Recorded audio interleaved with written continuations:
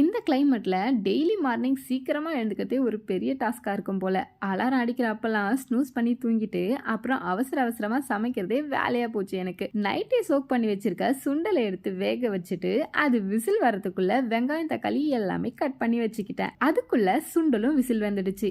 அதை ஆஃப் பண்ணி எடுத்து வச்சுட்டு, கடாயில ஆயில் ஊத்தி கடுகு போட்டு ஒரு வெங்காயம், ஒரு தக்காளியும் போட்டு அது வதங்கறதுக்குள்ள மீல் மேக்கரும் ஊற வச்சுட்டேன். ஹஸ்பண்ட் வீட்ல இல்லனாலே ஒரு பர்சனுக்கு சமைக்கிறதே ரொம்ப கஷ்டமான வேலையா இருக்கு. அதனால சிம்பிளான ரெசிபிஸ் தான் செய்யலான்னு முடிவு பண்ணி செஞ்சுட்டு இருக்கேன்.